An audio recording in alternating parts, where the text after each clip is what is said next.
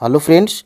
देखिए friends, class 6 से लेकर की 10 तक की NCERT साइंस की हम लोग प्रैक्टिस कर रहे हैं। तो ये आपकी प्रैक्टिस नंबर जो है कि 3 होगी। पिछले 2 प्रैक्टिस सेट को आप नहीं देखे हैं तो फ्रेंड्स प्लेलिस्ट बनाई गई है, वहाँ से आप जो है कि जाकर देख सकते हैं। और एक बार और दिखा दें जो है कि प्रैक्टिस हम लोग कैसे करते हैं। तो ये आपका प्रश्न है और ये जो है कि जहाँ से बनाया गया है आपके NCERT और SCERT बुक से, वहाँ से उन चीज़ों को जो है कि हाईलाइट किया गया है। ठीक है, तो फ्रेंड्स चलिए अब हम लोग प्रैक्टिस को स्टार्ट करते हैं। और फ्रेंड्स देखिए, छोटी क्लास होती है लेकिन बहुत ही महत्वपूर्ण क्लास इसलिए है फ्रेंड्स, क्योंकि NCERT से प्रश्न आपके हर एग्ज़ाम में प्रश्न पूछे जाते हैं। ठीक है, तो यहाँ से देखिएगा, पहला प्रश्न हमारा क्या है।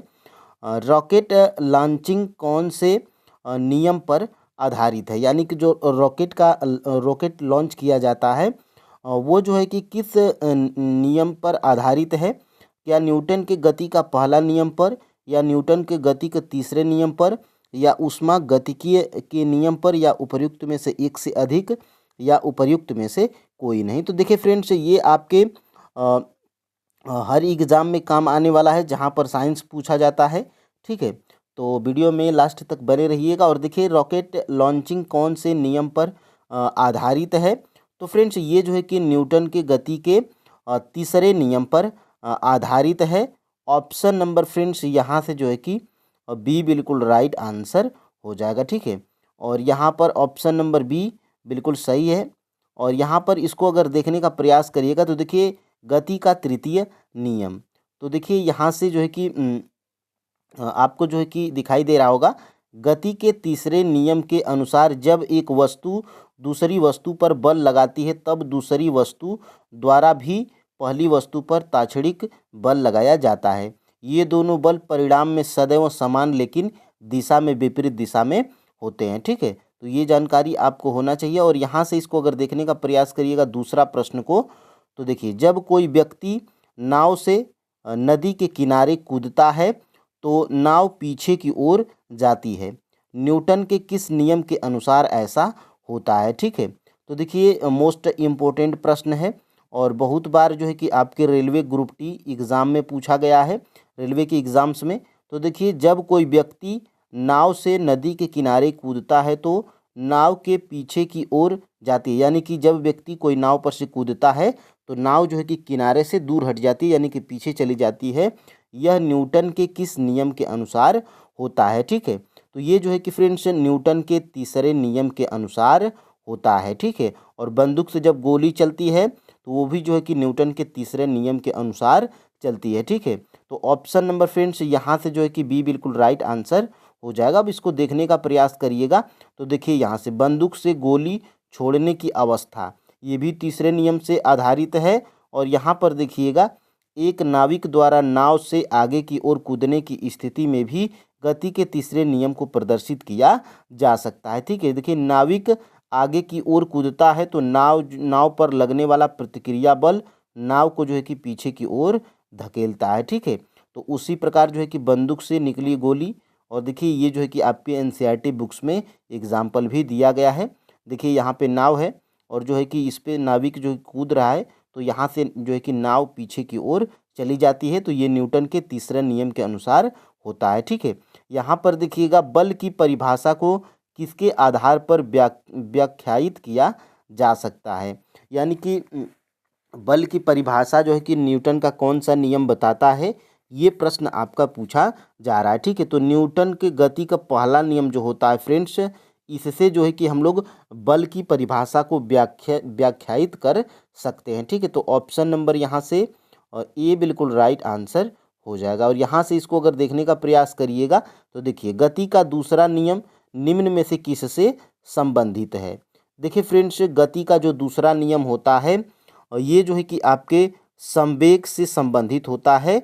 यहाँ पे ऑप्शन नंबर जो है कि सी बिल्कुल राइट आंसर हो जाएगा। ठीक है, अब हम लोग आगे बढ़ते हैं और यहाँ से देखिएगा, बादलों का रंग सफ़ेद डाट के कारण होता है, यानी कि देखे होंगे आपके मन में जो है कि प्रश्न उठ रहा होगा कि बादलों का रंग जो है कि सफ़ेद क्यों दिखता है। ठीक है, किस कारण दिखता है। तो देखिए, ऑप्शन नंबर ए है प्रकाश के अपवर्तन के कारण, या प्रकाश के प्रकीर्णन के कारण या प्रकाश के परावर्तन के कारण या उपर्युक्त में से एक से अधिक या उपर्युक्त में से कोई नहीं। तो देखिए फ्रेंड्स, बादलों का रंग सफ़ेद जो है कि हम लोगों को प्रकाश के प्रकीर्णन के कारण दिखता है। ठीक है, तो ऑप्शन नंबर यहाँ से बी बिल्कुल राइट आंसर हो जाएगा। और ये सारे प्रश्न फ्रेंड्स आपके किसी न किसी एग्ज़ाम में पूछे गए हैं और ये डायरेक्टली जो है कि आपके NCERT बुक्स से उठाए गए हैं। ठीक है, अब देखिए आगे हम लोग बढ़ते हैं। पानी में डूबा हुआ चम्मच टेढ़ा दिखता है, किसका उदाहरण है? यानी कि आप जो है कि आपने पहले जो है कि आपने देखा होगा कि कोई जो है कि सिक्का आपका जो है कि पानी में डूब गया, तो सिक्का जो है कि ऊपर से देखने पर ये जो है कि सिक्का जब पानी में रहता है तो ये जो है कि हमें टेढ़ा प्रतीत होता है। पेंसिल डाल देंगे, पेन डाल देंगे, चम्मच डाल देंगे तो वो जो हमें कि बाहर से टेढ़ा दिखाई प्रतीत होता है। तो ये किस कारण होता है? क्या अपवर्तन के कारण होता है, या प्रकीर्णन के कारण होता है, या प्रतिबिंबन के कारण होता है, या उपर्युक्त में से एक से अधिक या उपर्युक्त में से कोई नहीं? तो देखिए फ्रेंड्स, पानी में डूबा हुआ चम्मच टेढ़ा प्रतीत होता है या टेढ़ा दिखता है, ये जो है कि आपके प्रकाश के अपवर्तन के कारण होता है। ऑप्शन नंबर यहाँ से ए बिल्कुल राइट आंसर हो जाएगा। ठीक है, और यहाँ से आगे हम लोग बढ़ते हैं और अगले प्रश्न को देख लेते हैं। देखिए, किसी पदार्थ की प्रतिरोधकता किस पर निर्भर करती है? यानी कि किसी पदार्थ की प्रतिरोधकता किस पर निर्भर करती है? क्या लंबाई पर, या पदार्थ के दाब पर, या पदार्थ के तापमान पर, या उपर्युक्त में से एक से अधिक या उपर्युक्त में से कोई नहीं? तो देखिए फ्रेंड्स, किसी पदार्थ की प्रतिरोधकता ये जो है कि पदार्थ के तापमान पर निर्भर करती है। ठीक है, तो ऑप्शन नंबर यहाँ से सी बिल्कुल राइट आंसर हो जाएगा। अब हम लोग इसको आगे बढ़ते हैं और यहाँ से देखिए, अपच का उपचार करने के लिए निम्नलिखित में से किस औषधि का उपयोग किया जाता है? तो ये डायरेक्टली आपके NCERT बुक्स में दिया गया है कि अपच का जो है कि उपचार करने के लिए निम्नलिखित में से किस औषधि का उपयोग किया जाता है? तो एंटासिड।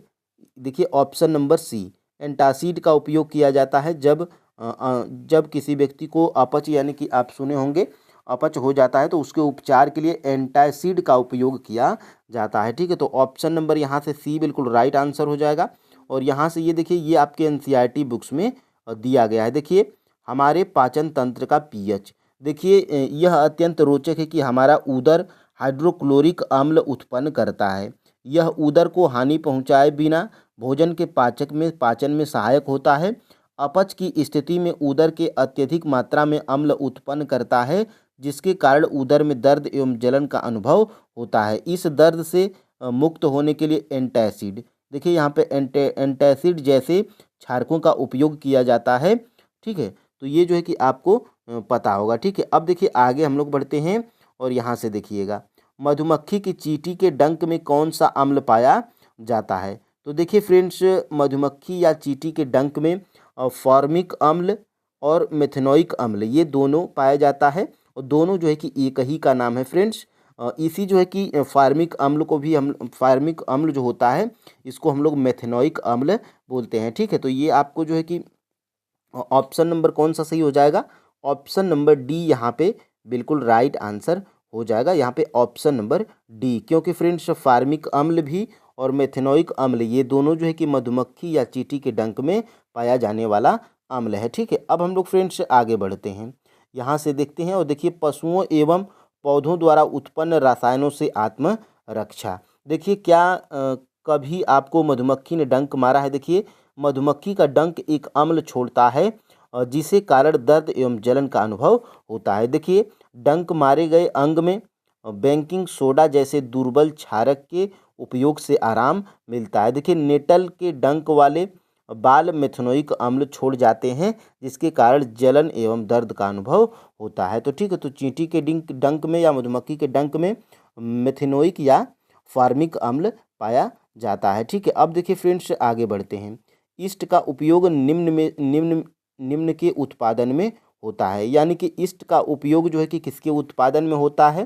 क्या चीनी के उत्पादन में, या एल्कोहल, या हाइड्रोक्लोरिक अम्ल, या उपर्युक्त में से एक से अधिक या उपर्युक्त में से कोई नहीं? तो देखिए फ्रेंड्स, जो ईस्ट होता है इसका उपयोग जो है कि एल्कोहल बनाने के एल्कोहल के उत्पादन में जो है कि उपयोग किया जाता है। ठीक है, तो यहाँ से फ्रेंड्स आपका ऑप्शन नंबर बी बिल्कुल राइट आंसर हो जाएगा। ठीक है, देखिए फ्रेंड्स, इस अगर प्रैक्टिस सेट से अगर आप जुड़ते हैं तो फ्रेंड्स आपको जो है कि साइंस में साइंस का आपका जो है कि क्लास 6 से लेकर 10 तक की एनसीईआरटी ज्योग्राफी का बाकायदा रिवीजन हो जाएगा। ठीक है, और यहाँ पे देखिएगा, देखिए बड़े स्तर पर एल्कोहल शराब एवं एसिटिक एसिड के उत्पादन में सूक्ष्मजीवों का उपयोग किया जाता है। जौ, गेहूँ, चावल एवं फलों के रस में उपस्थित प्राकृतिक शर्करा में ईस्ट द्वारा एल्कोहल एवं शराब का उत्पादन किया जाता है। तो यही प्रश्न आपका जो है कि बनाया गया था। अब देखिए फ्रेंड्स, यहाँ से निम्नलिखित में से किसके पास उच्च ऊर्जा स्तर है? तो देखिए फ्रेंड्स, उच्च ऊर्जा स्तर फ्रेंड्स आपके पराबैंगनी विकिरणों के पास होता है। क्या? उच्च ऊर्जा स्तर। ठीक है, तो ऑप्शन नंबर यहाँ से बी बिल्कुल राइट आंसर हो जाएगा। ठीक है, अब इसको अगर देखने का प्रयास करिएगा तो देखिए ये आपके जो है कि क्लास 10 की एनसीईआरटी साइंस में दिया गया है। देखिए वायुमंडल के उच्चतर स्तर पर पराबैंगनी यूवी विकिरण के प्रभाव से ऑक्सीजन O2 अणुओं से ओजोन बनती है। ठीक है, देखिए उच्च ऊर्जा वाले पराबैंगनी विकिरण ऑक्सीजन अणुओं O2 को विघटित कर स्वतंत्र ऑक्सीजन O परमाणु बनाते हैं। ठीक है, तो उच्च ऊर्जा स्तर वाले कौन होते हैं? तो पराबैंगनी विकिरण होते हैं। ठीक है, तो ये आपका जो है कि TRE 1 में प्रश्न पूछा भी गया था। अब देखिए पर्यावरण में प्लास्टिक डायडट की क्रिया द्वारा विघटित नहीं होते हैं। तो देखिए फ्रेंड्स, पर्यावरण में प्लास्टिक मृतोपजीवी की क्रिया द्वारा विघटित नहीं होते हैं। ऑप्शन नंबर यहाँ से जो है कि सी बिल्कुल राइट आंसर हो जाएगा। और ये परजीवी और जो है कि पर्यावरण में प्लास्टिक, देखिए प्लास्टिक जो होता है ये मृतोपजीवी की क्रिया द्वारा विघटित नहीं होता है। ठीक है, तो ऑप्शन नंबर यहाँ से सी है। अब हम लोग आगे बढ़ते हैं और यहाँ से इसको अगर देख लेते हैं। देखिए फ्रेंड्स, यहाँ से देखिए यहाँ से मानव निर्मित पदार्थ जैसे प्लास्टिक का अपघटन जीवाणु तथा दूसरे मृतोपजीवियों द्वारा नहीं हो सकता है। ठीक है, तो जीवाणु अथवा मृतोपजीवियों द्वारा नहीं हो सकता है। तो यहाँ पे इसका राइट आंसर फ्रेंड्स देख सकते हैं, एक से अधिक शायद होना चाहिए। हाँ, देखिए जीवाणु एवं मृतोपजीवी, तो इसका जो है कि एक से अधिक जो है कि राइट आंसर हो सकता है। ठीक है, यहाँ पे ऑप्शन नंबर डी। अब हम लोग फ्रेंड्स आगे बढ़ते हैं और यहाँ से अगले प्रश्न को देखते हैं। चुंबकीय क्षेत्र में निम्नलिखित में से कौन सा पाया जाता है? यानी कि जो चुंबकीय क्षेत्र होता है इसमें कौन सा पाया जाता है? क्या दिशा पाई जाती है या परिणाम पाया जाता है या परिणाम एवं दिशा दोनों पाई जाती है? ठीक है, तो देखिए फ्रेंड्स, चुंबकीय क्षेत्र में परिणाम तथा दिशा दोनों पाई जाती है। ठीक है, तो ऑप्शन नंबर यहाँ से जो है कि सी बिल्कुल राइट आंसर हो जाएगा। और आपने पहले परिभाषा सुने होंगे या पढ़े होंगे कि जिसमें परिणाम एवं दिशा दोनों होती है उसे हम लोग क्या कहते हैं? तो देखिए आपके एनसीईआरटी बुक्स में दिया गया है। यहाँ पे देखिए चुंबकीय क्षेत्र एक ऐसी राशि है जिसमें परिणाम तथा दिशा दोनों होती है। किसी चुंबकीय क्षेत्र की दिशा वह मानी जाती है जिससे अनुदिश दिक्सूची का उत्तर ध्रुव उत्तर के क्षेत्र के भीतर गमन करता है। ठीक है, तो देखिए फ्रेंड्स, यहाँ से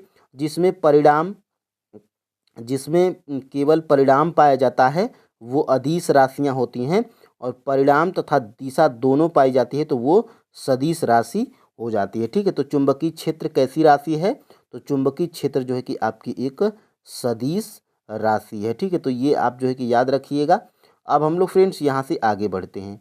देखिए निम्नलिखित में से कौन सा कोशिका विभाजन से संबंधित है?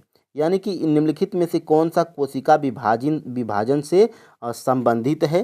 क्या जिब्रेलिन या साइटोकाइनिन या ऑक्सिन या निम्नलिखित में से एक से अधिक या उपर्युक्त में से कोई नहीं? तो देखिए फ्रेंड्स, कोशिका के विभाजन से संबंधित है आपका जो है कि साइटोकाइनिन। साइटोकाइनिन का कार्य होता है कोशिका का विभाजन करना। ऑप्शन नंबर यहाँ से जो है कि बी बिल्कुल राइट आंसर हो जाएगा। अब इसको अगर देखने का प्रयास करिएगा तो देखिए यहाँ से जब वृद्धि पादप प्रकाश को संसूचित करता है एक हार्मोन जिसे ऑक्सिन कहते हैं। ठीक है, तो ये सभी आपको जो है कि पादप हार्मोन है। साइटोकाइनिन भी आपका एक पादप हार्मोन है। देखिए यह प्ररोह के भाग में संश्लेषित होता है। कौन? ऑक्सिन। कोशिकाओं की लंबाई में वृद्धि में सहायक होता है। तो कोशिकाओं के लंबाई में वृद्धि में सहायक कौन होता है? तो वो ऑक्सीन है। जब पादप एक ओर से प्रकाश आ रहा है तब ऑक्सीन विसरित होकर प्रारोह के छाया वाले भाग में आ जाता है। ठीक है, प्रारोह के प्रकाश से दूर वाली साइड में ऑक्सीन का सांद्रण कोशिकाओं को लंबाई में वृद्धि के लिए उद्दीपित करता है। ठीक है, अब देखिए यहाँ से आपका जो है कि दिया गया, देखिए पादप हार्मोन का दूसरा उदाहरण जिब्रेलिन है। ठीक है, जो ऑक्सीन की तरह तने की वृद्धि में सहायक होते हैं। देखिए साइटोकाइनिन, यहीं से प्रश्न आपका जो है कि बनाया गया था। साइटोकाइनिन कोशिका विभाजन को प्रेरित करता है। ठीक है, तो ये आप जो है कि देख सकते हैं। और अब हम लोग आगे बढ़ते हैं। देखिए शरीर की वृद्धि के लिए उपापचय का नियमन निम्नलिखित में से कौन करता है? यानी कि शरीर की वृद्धि के लिए उपापचय का नियमन निम्नलिखित में से कौन करता है? तो फ्रेंड्स ये जो है कि आपके थायराइड ग्रंथि करती है।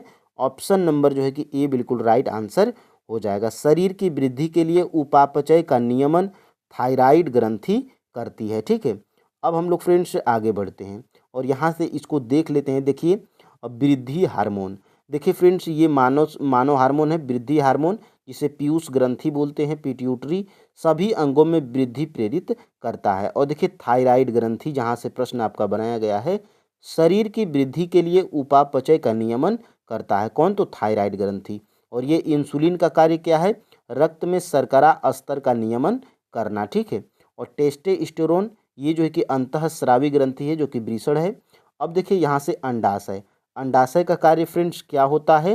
तो मादा लैंगिक अंगों का विकास व मासिक चक्र का नियमन करना। ठीक है, और यहाँ से आगे हम लोग बढ़ते हैं और ये जो है कि आपका जो है कि प्रैक्टिस सेट खत्म होता है। ठीक है, तो टोटल जो है कि आपको 15 प्रश्न मिले थे NCERT साइंस के, और आपके टोटल 15 में से कितने प्रश्न सही हुए आप जो है कि हमें कमेंट करके ज़रूर बताइएगा।